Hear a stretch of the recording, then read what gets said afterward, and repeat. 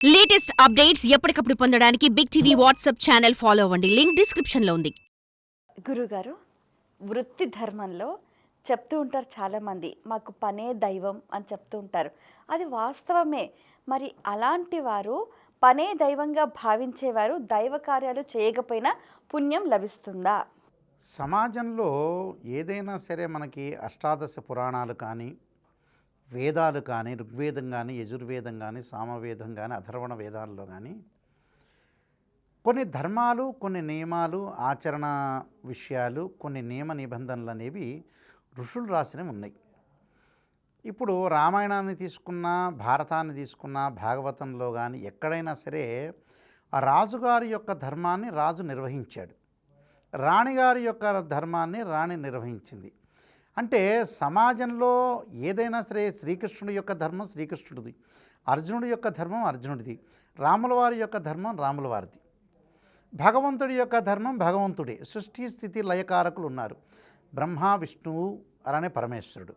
అంటే ఎవరి ధర్మాన్ని వారు నిర్వహించాలి అనేది కరెక్ట్ శాస్త్రం.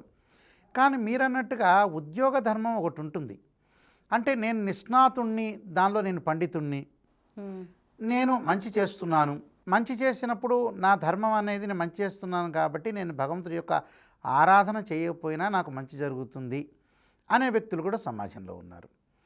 తప్పేమీ లేదు, నువ్వు మంచి చెయ్యి, మంచి చేయటం వల్ల మీకు భగవంతుడి యొక్క ఆశీర్వచనం ఖచ్చితంగా ఉంటుంది. కానీ భగవంతుడిని కొలవటం ఏమిటి అనేదేగా సందేహం.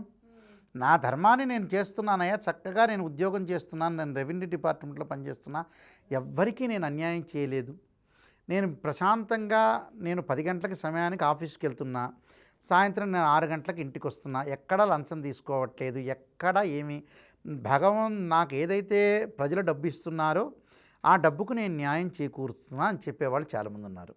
దీనికి నీ ధర్మాన్ని నువ్వు నిర్వర్తిస్తున్నావు, అది మంచి పనే. కానీ భగవంతుడి యొక్క ఆరాధన ఎందుకు చేయాలి అనే దాని మీదకి మనం ముందుగా వెళితే, భగవంతుడి యొక్క ఆరాధన కూడా చేయాలి. అంటే మానసికంగా ప్రశాంతంగా ఉండటానికి, పూర్వజన్మలో ఉండే కర్మ ఫలితం అంతా కూడా తొలగటానికి భగవంతుడి యొక్క ఆరాధన చేయాలి.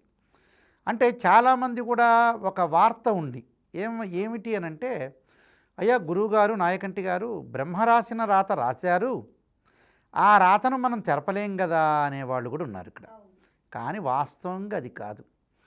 బ్రహ్మ అందరికీ కూడా 193 దేశాల్లో ఉండే ఈ వేల కోట్ల జనాలందరికీ కూడా చిట్టాపద్దుల్లాగా ప్రతి వాళ్ళకి రాయల నుదుటి మీద. బ్రహ్మ రాసిన రాతను ఆ బ్రహ్మ మాత్రమే చెరపలేదు, కానీ మీరు యజ్ఞయాగాది క్రతువులు, మంచితనము, దాన ధర్మాల వల్ల చెరుపుకోవచ్చు అని ఆ బ్రహ్మే రాశాడు ఇక్కడ.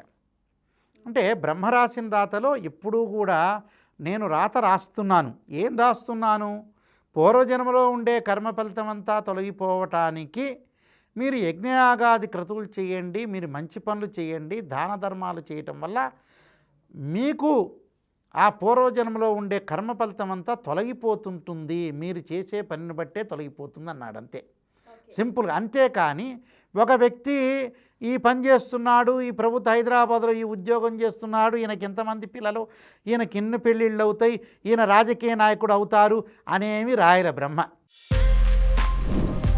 For more videos like this, subscribe Big TV channel.